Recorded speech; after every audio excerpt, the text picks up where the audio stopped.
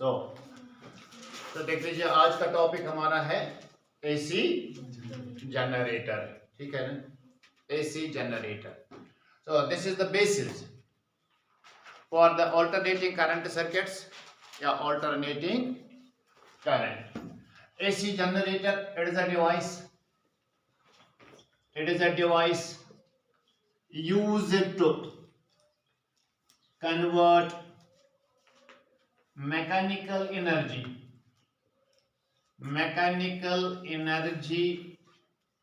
into electrical energy.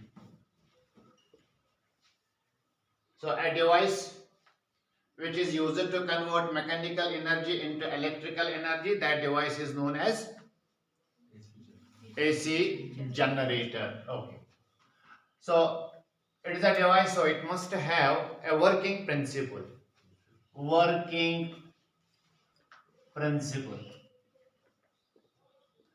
Its working principle is electromagnetic induction. So it is based upon electromagnetic induction. That you know, when a coil rotates in a magnetic field,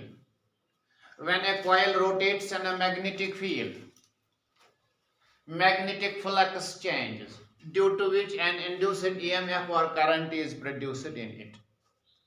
जब भी हम एक coil को लेंगे, अगर वो coil magnetic field में rotate करती है, ठीक है, तो रोटेट करने से क्या होगा, मैग्नेटिक फील्ड चेंज हो जाता है, और जब मैग्नेटिक फील्ड चेंज होगा तो वहां पे फ्लक्स भी चेंज होगा, जब फ्लक्स चेंज होगा तो वहां पे इलेक्ट्रोमैग्नेटिक इंडक्शन होगा. So that is when a coil rotates in a magnetic field, in a uniform magnetic field,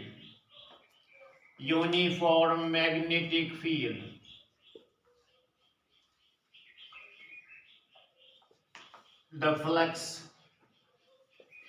through it changes, due to which an induced EMF or current is produced in it.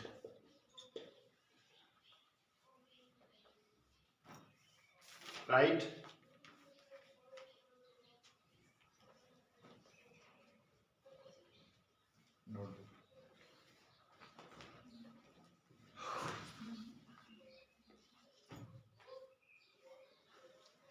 So देख लीजिए, मान लीजिए ये हमारे पास coil है, rectangular shape है इसकी, राइट. ये वाला एंड हम लेंगे north pole of the magnet और ये लेंगे हम south pole of the magnet. Clear? So this will be the direction of the magnetic field from north pole to south pole, ठीक है, from north to the south pole of the magnet. Clear? ये क्या है, coil, rectangular coil. तो अगर हम इस coil को रोटेट कर लेंगे, जब इसकी पोजीशन ये होगी, तब इसका प्लेन मैग्नेटिक फील्ड को पैरेलल होगा, राइट. मैग्नेटिक फील्ड को क्या होगा, पैरेलल.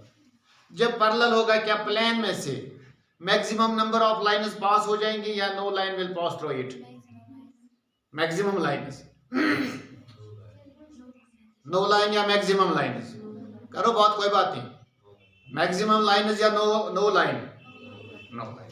तो अगर हम इसको रोटेट कर लेंगे, तब किसी भी टाइम पे ये इस पोजीशन में होगी. आप बोलो कितनी लाइन्स पास हो जाएंगी इसमें से? Maximum number of lines. Clear? तो इस पोजीशन में मैक्सिमम नंबर ऑफ लाइन्स होंगी, ठीक है ना. इस पोजीशन में नो लाइन, इस पोजीशन में, इस पोजीशन में, इस पोजीशन में maximum. That means when A coil rotates in a magnetic field, what will happen to the flux passing through it? Vary हो जाएगा या कांस्टेंट रहेगा? यहाँ पे तो मैक्सिमम होगा, यहाँ पे तो मिनिमम होगा. यहाँ पे मैक्सिमम होगा, यहाँ पे मिनिमम होगा. So the flux through it changes. When flux through a coil changes, what happens?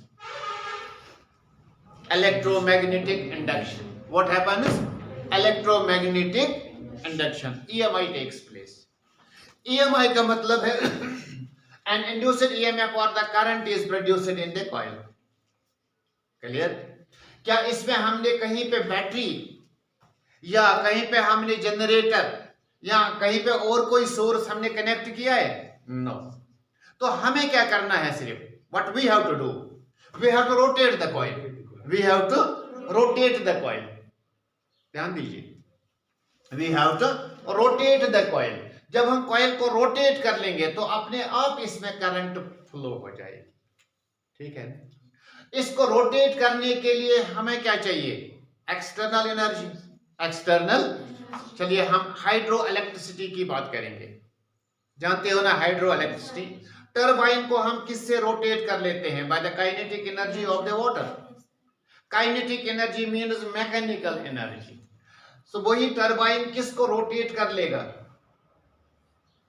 Coil को. ठीक है ना. कॉइल में क्या होगा? Change of flux. Change of flux से क्या होगा?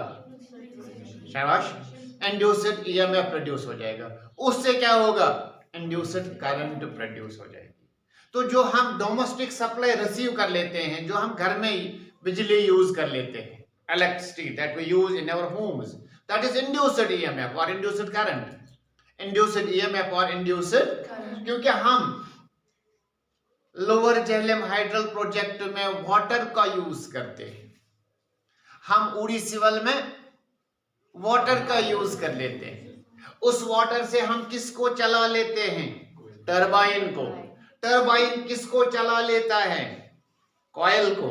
कॉइल किस में रखी होती है? मैग्नेटिक फील्ड में. उस मैग्नेटिक फील्ड में क्या हो जाता है? Change of flux.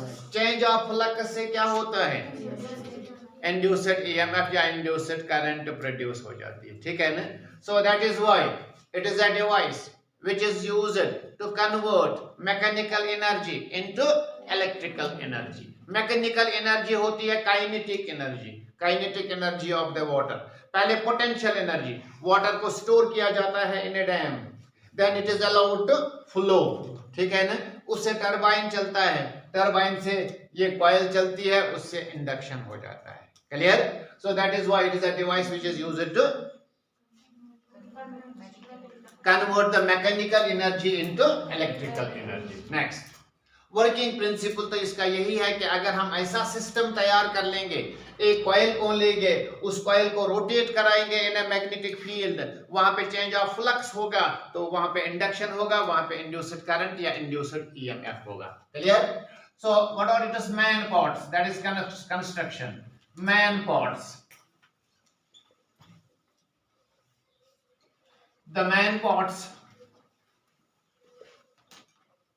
of generator or the main parts of generator or number 1, it is armature. Number 1, it is armature.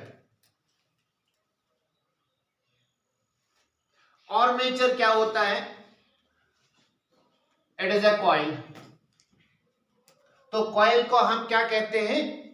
Armature. ठीक है ना. It is a coil of insulated wire. Insulated wire. Insulated wire आप जानते हो, जिसपे क्या insulation होती, चढ़ी होती है. a thin film of the plastic. A thin film of the plastic. Insulated wire. It is a coil of insulated wire having large number of turns. number of turns having large number of turns of a rectangular shape. तो इस coil की shape क्या होती है? Almost rectangular shape होती है. क्या shape इसकी होती है? Having large number of turns of rectangular shape, wound. इन्हें किस पे बनाई हुई होती है ये? Wound on A soft iron core. On a soft iron core. So it is wound on a soft iron core, right? Okay. So this is first part. This coil is made to rotate in a magnetic field. ठीक है ना? So यहाँ पे हम ये भी डाल देंगे, the coil rotates. Coil rotates in the magnetic field. Magnetic field. Okay. Second part. तो इसके लिए हमारे पास सेकेंड पार्ट है, that is field magnet. Field magnet, field magnet, field magnet. So field magnet is nothing but it is the magnetic field produced by the north and south pole of the magnet. Magnetic field produced by the north and south pole of the magnet. So it is a magnetic field. Magnetic field produced by north and south poles of a magnet. North and south poles of the magnet. ठीक है ना? So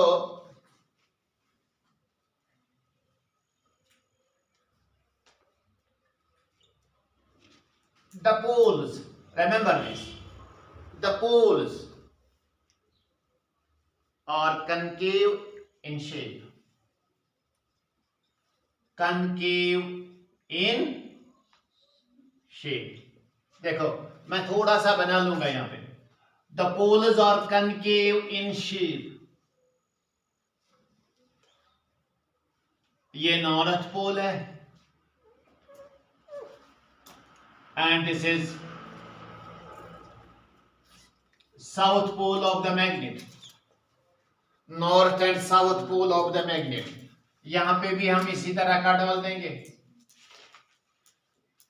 North pole of the magnet concave in shape. So this is south pole of the magnet, again concave in shape. The poles are concave in so that B is always perpendicular to the axis of rotation. Always perpendicular to the axis of rotation. जो axis of rotation है आप यहाँ पे देख लीजिए. B, this is direction of B, magnetic field. यहाँ पे भी B की डायरेक्शन होगी ये, यहाँ पे भी B की डायरेक्शन ये होगी, यहाँ पे B की डायरेक्शन ये होगी, यहाँ पे B की डायरेक्शन ये होगी, और ये है axis of rotation. They are both perpendicular to each other. They are both perpendicular to each other. तीसरा पार्ट इसका है third one. Next part. There are two metallic rings R1 and R2. There are two metallic rings, hollow metallic ring है ना, ring ऐसे R1 and R2. ठीक है. देखो एक कॉइल आपके पास है A B C D, इसके दो एंड्स हैं. एक एंड इसका किसके साथ कनेक्टेड है? यहाँ पे इसका एंड खत्म हो जाता है. ठीक है ना? तो किसके साथ कनेक्टेड है? R1 के साथ. दूसरा एंड इसमें से होता हुआ किसके साथ कनेक्टेड है? R2 के साथ. ठीक है ना? और जो ये मेटेलिक रिंग्स हैं, they rotate with the coil. They rotate with the coil. ठीक है ना? R1 R2 क्या है? Two metallic rings. Two metallic rings to which the ends of the coil are connected. To which ends of the coil are connected. So इनको हम कहते हैं slip rings. slip rings. These are two metallic rings, or one or two, or one or two, which are connected with the ends of the coil, which are connected with the ends of the coil. Coil के दो and होते हैं, एक and हमने R1 के साथ connect किया है, एक एंड हमने R2 के साथ कनेक्ट किया है. So R1, R2 which are connected with the ends of coil, and they, that means rings, rotate with the coil. They rotate with the coil. तो दोनों रिंग्स किसके साथ रोटेट कर लेती हैं? कॉइल के साथ. Okay, so this is third part of the generator. इसके बाद नेक्स्ट पार्ट इसका है जिसको हम कहते हैं, जिनको हम कहते हैं ग्रेफाइट ब्रशेस या कार्बन ब्रशेस. ग्रेफाइट ब्रशेस और कार्बन ब्रशेस. फोर्थ पार्ट है ग्रेफाइट ब्रशेस. ग्रेफाइट ब्रश इधर देख लीजिए, एक B1 है, एक B2 है. यहां पे भी एक B1 है, एक B2 है. राइट, B1 एंड B2 ये ग्रेफाइट के बने होते हैं. किस चीज के बने होते हैं? Graphite is good conductor of electricity. ठीक है ना? चलिए ठीक. These are attached to the rings. They are not connected to the rings. They are attached to the rings. देखिए, मान लो ये ग्रेफाइट ब्रश है, ठीक है, ये रिंग है. जब रिंग रोटेट कर लेगी तो कैसे टच करें? वो इसको टच करनी चाहिए. यानी कि आसान फिक्स फिक्स कि रिंग क्या करें? रोटेट, मगर टच का करें ग्रेफाइट ब्रश से. किसके साथ टच कर लेती है? ये ग्रेफाइट ब्रश के साथ. Clear? Clear? So these are